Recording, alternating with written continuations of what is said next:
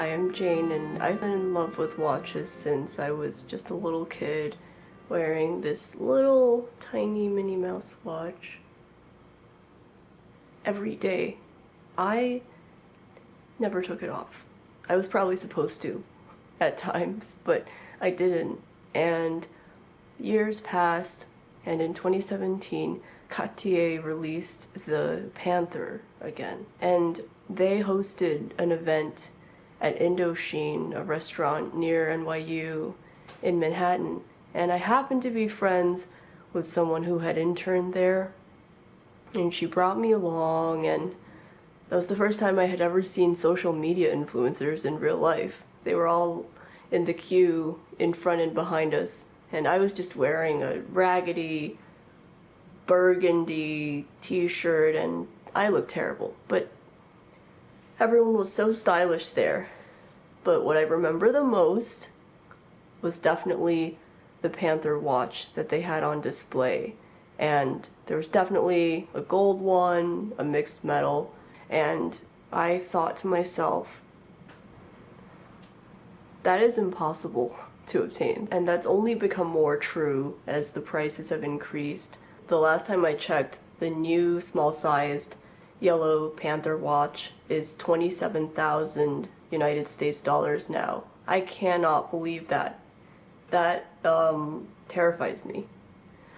Anyway, eventually I decided to get a vintage version, which is my version, and that was less than half the price of a new one. But when I was going through the process of getting this ultimate dream watch, my holy grail watch, I did not find very much information on the internet. I tried really hard. I looked on YouTube and Watch You Seek and Reddit and everything I could think of, Purse Forum, and I couldn't find very much information. So I feel strange talking about something that's so expensive, but I know that a lot of people are interested in this watch in general. I know it's very popular. In fact, it's probably, besides the Rolexes, it may actually be one of the most famous women's watches in this size and small that I know of.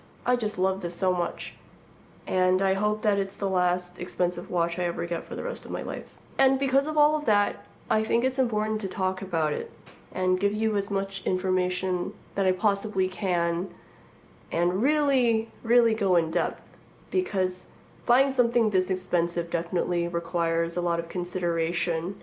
So first, I wanted to tell you how I ended up with this watch financially, just so that you know exactly how I even ended up with this. I knew I was leaving my career, and I wanted to give this watch to myself to mark that milestone.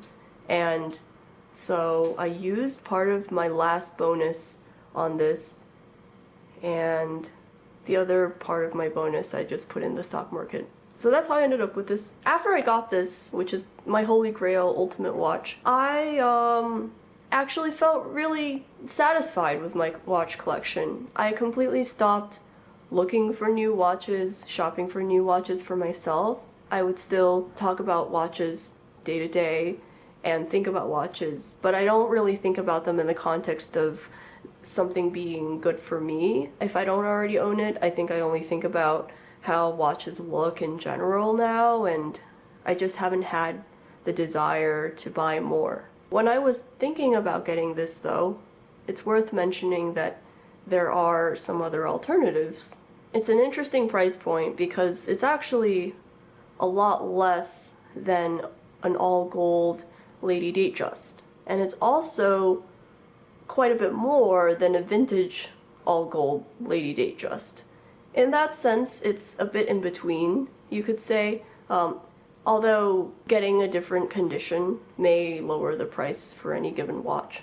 Because of that, there is quite a huge range, and it's hard to talk about price comparisons, and that's why I guess I'll tell you about the one Cartier watch that I think is a good comparison, and possibly a better, actually probably a better watch than this, and that's the Baignore. The Baignore is shaped like a bathtub, so it's an oval shape. If you can find a vintage one, it has a very, very, very gorgeous gold bracelet. And I thought about getting the Baignore, but I think it was more because it's so hard to find and it's so rare, and secondly because I love that bracelet too. So if you are looking at this price point, definitely look at the Baignore first, because it's constructed more solidly than this one is, and it also is, in my opinion, possibly more refined in taste.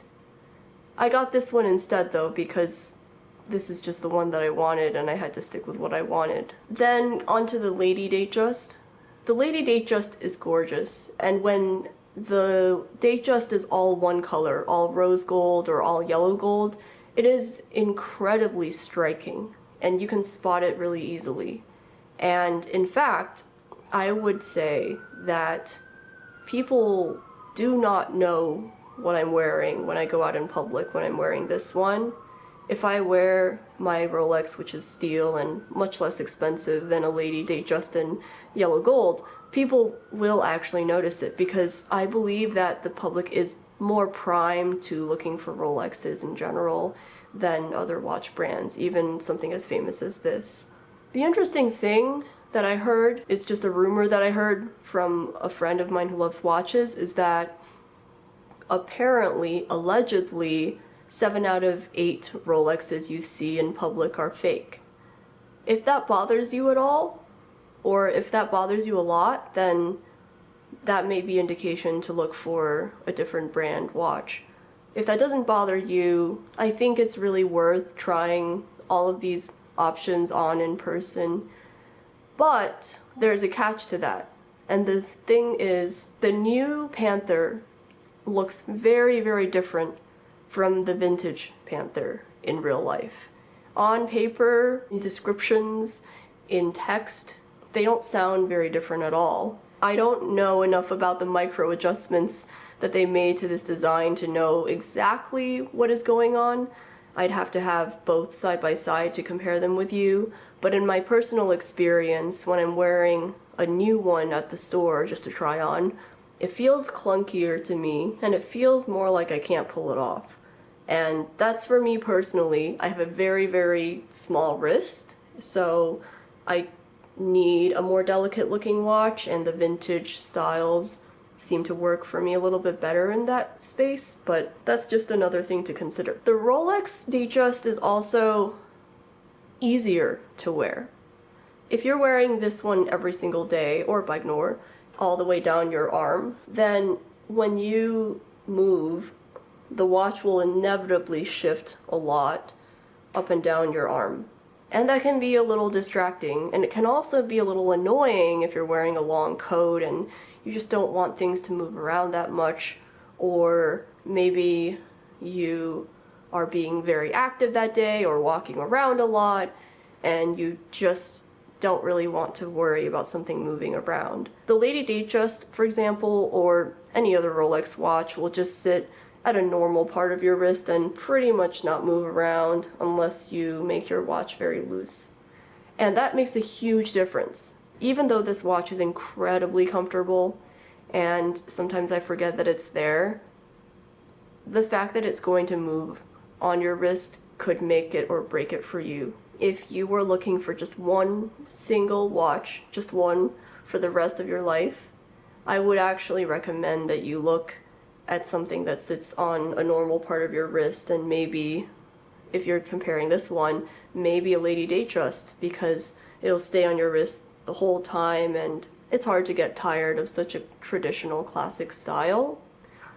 And if this is not your only watch and you are willing to maybe get a small Seiko or a Casio that you can wear on days where you have to move a lot of objects or be more active, that could work. For me personally, because this is my ultimate watch, and I think that it is still strong enough to outlast me, I wear it whenever I want, on normal days. I just don't wear it if I'm going to the gym or going to be very physically active. But besides that, I'll just wear it whenever, because life is short and otherwise I wouldn't get much time with it. The yellow gold on wrist is significantly heavier than the stainless steel. If you're extremely, extremely sensitive to weight, then I would consider the stainless steel. However, if you want the yellow gold color, the stainless steel would definitely not make you happy because it looks very, very different and basically feels like a completely different watch to me that pairs with a different style. It looks much more modern, and the yellow gold for me works better because my entire house and my entire aesthetic is very retro, some art deco, and mixed with vintage pieces and modern, and that's why this works well for me. The other reason is because I wear warm colors. I wear ivory instead of white, and I wear dark brown instead of black a lot of the time. Not always, but a lot of the time. And that's why this suits me personally, but that's such a personal preference, and it definitely depends on what you feel the most comfortable and most like yourself. But just keep in mind that this is heavy, but it's not heavy like a large watch. So it'll never become so heavy that it feels bulky or can get in the way. And I feel like I have pretty weak arms, so I think you'll be okay.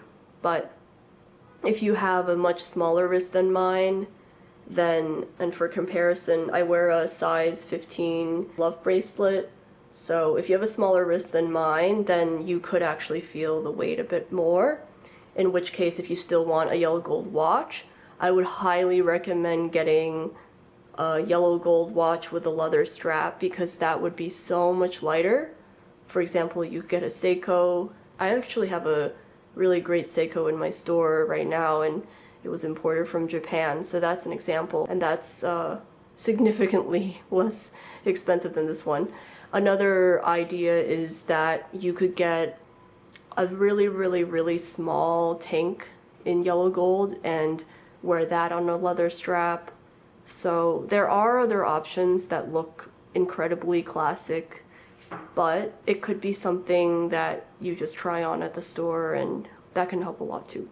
I've mentioned a couple minutes ago that no one really notices I'm wearing this in public, and I just wanted to explain that a bit more, which is, first of all, I think people might see me wear this in public but not know if it's fake or not because it's just a very uncommon watch. So that could be part of it. And the other thing is, in the watch community, I don't think this is extremely highly regarded because it is a battery-powered watch. And for me personally, I have one watch that is not battery-powered, and I liked the idea of getting it, but when I think about having to go and pay for it to be maintained for the rest of my life, I feel a bit of anxiety. And this is because I took a couple of very, very entry-level watchmaking classes. And now that I've seen and felt the pieces that go into a watch, and at one point was asked to add oil to a certain part of the watch, the amount of skill and the amount of time and the amount of patience that it takes to maintain a mechanical watch that has no battery, that doesn't run on any battery, is extreme. And so I know that right now, in this part of history, mechanical watches that don't need batteries are exalted, you could say. But a quartz battery-powered watch is just so much easier. And there is a narrative in the public discourse that if you're going to buy a really expensive watch, you might as well have it be non-battery powered and be mechanical, because then you're getting more for your money. But it's a lot to maintain that. It can be very, very costly to maintain that. And that's why personally I don't really believe in having a large number of mechanical watches in a collection unless you are just really, really, really in love with watches. But for the average person, I think having a battery-powered watch is a lot easier. That gets tricky too, because a lot of the most beautiful watches don't have batteries in them. There isn't really one way to do it. It's just everyone has different preferences and everyone thinks about things a little bit differently. Now, some general pros and cons. Can't make a review without pros and cons. The pro is it's really pretty and it goes with everything I ever want to wear except for workout clothes. Anything else, it fits perfectly. And I think that that is what I want to see in something that I would call a holy grail, that I want to wear for the rest of my life. And it definitely works out that way. Cons, I've actually taken the battery out myself and it says it's water resistant, but, well, I think I've opened up enough watches in my life to not really trust water resistance for a watch. It's true that there's a rubber and there's screws and things are locked down, but I'm very skeptical because pretty much everything will degrade, and a lot of things degrade in our lifetime. So, that is just to say that I will not be dunking this in my bathtub, but I don't really worry about it too much when I'm washing my hands. I move it up my wrist when I have to wash my hands a little bit, like this, or sometimes I'll wash my hands like this a little bit to get it away from my watch. Strange hand movements along those lines. No matter what watch I'm wearing, I have to take it off when I take a bath. Another con is not as much with this vintage yellow gold watch. The modern yellow gold Panthère watches scratch very, very easily, in my opinion. So I would look out for that. And I just mean from daily wear. Another con is it's pretty terrifying to lose something like this. And first of all, it's terrifying if you pay the full price, MSRP, $27,000. That is extremely terrifying.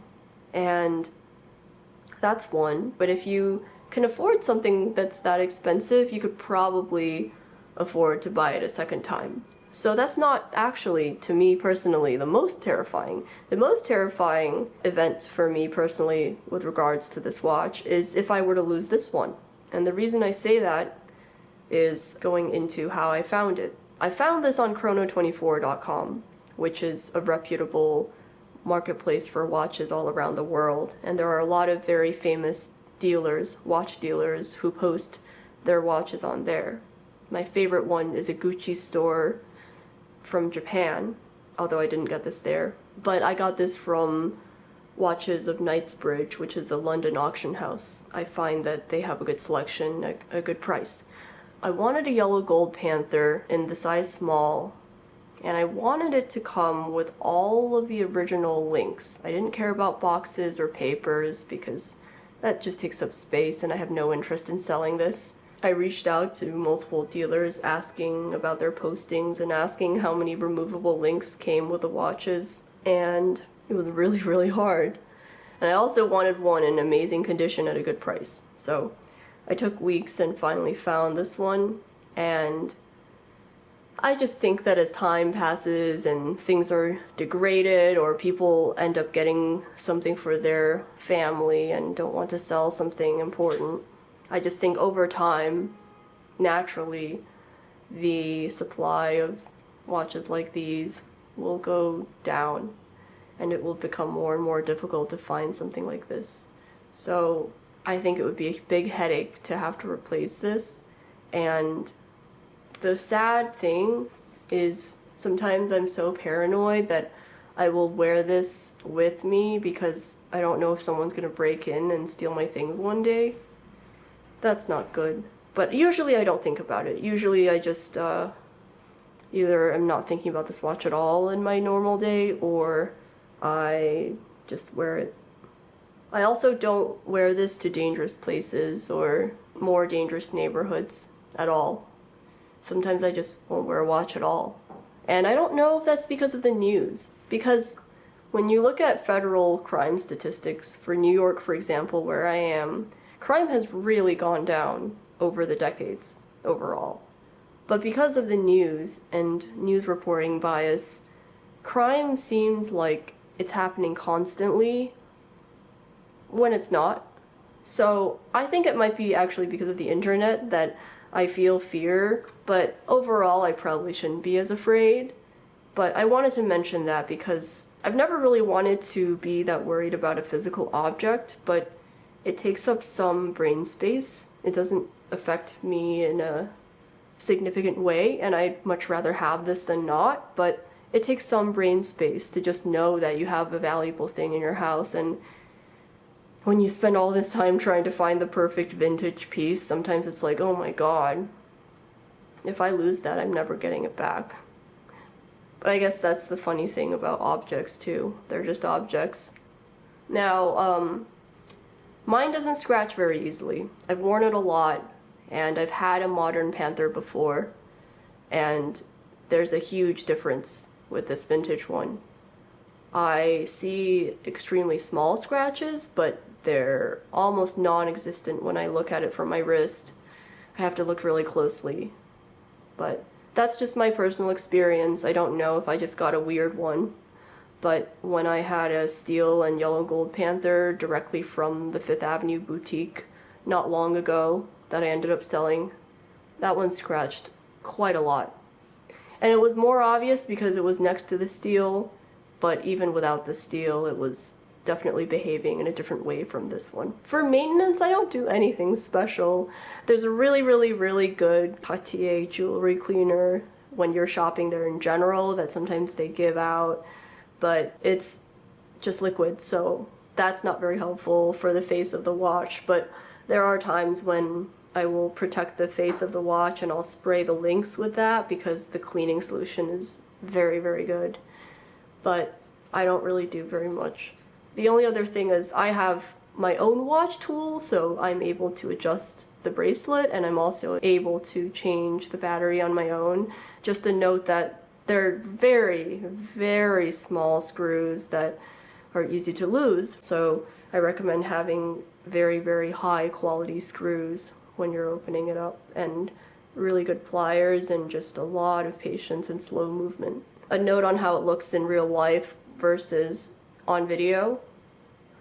On video, I think it looks cheaper. On video, I think it's either super reflective or it's dark because it's reflecting dark objects around it. And in real life, at least this version that I have, this vintage version, looks nicer in real life to me personally.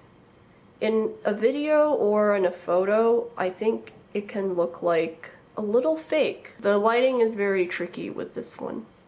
And I have a conspiracy theory about that. My conspiracy theory is that part of the reason the AP Royal Oak is so famous is because it photographs extremely well because it is a matte finish and not very reflective. And I think that makes it look good on Instagram. Besides the fact that it's so chunky and loud, this is much harder to photograph. Sometimes when I want to photograph this for some reason, I have to hold up a white piece of paper next to it and angle it so that it's not reflecting too much darkness around it, or the lighting isn't too different from how I see it in real life. It takes a lot of adjustments and work, hard work, to photograph this well or take a good video of it. If you are very interested in doing social media, I don't recommend getting this as your holy grail. I would probably just get a vintage Royal Oak. Now, the next thing is this watch worth it? For 99.9% of the people who live on this planet, no, it's definitely not. But there's a tiny little population of us where this is the best thing ever, and I think it's perfect. Even with the strange things about it, the imperfect things about it, I think it's amazing. The way that I personally do it is to just put it on a mood board and see what happens. I guess that's it. If you're at all interested in this, put it on your mood board. Definitely look at Chrono 24, at vintage options if you want something less expensive. And also, I would definitely try it on at a watch dealership. So if you go to a dealer and spend a lot of money there, then that can put you in a better position in line if you ever want to get a Rolex. And so it's good to establish purchase history at a dealer. It's also worth going to Cartier if there is one near you, because there's just Nothing quite like trying on a watch there and jewelry while you're at it. It's just so fun. This is definitely not a watch that I would recommend buying sight unseen. Without trying it on, there's just no way to really experience it properly. And it also doesn't feel exactly like a bracelet because bracelets are not usually this wide. So it feels like a watch that I'm wearing on the lower part of my wrist. It doesn't really feel like a bracelet. I think that can be a little misleading sometimes.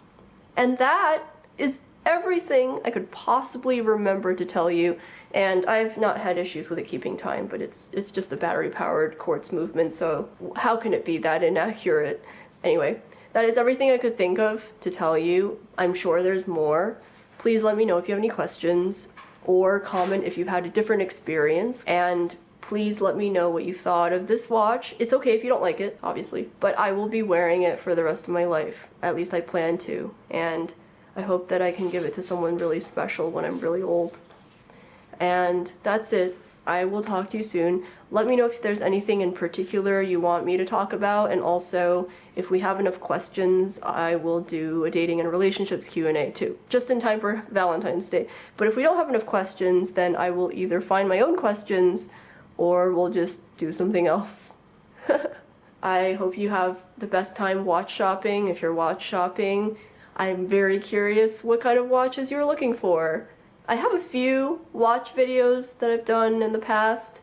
I'll link a couple for you at the end here so that you can go and see them. Okay, I'll talk to you soon. Bye.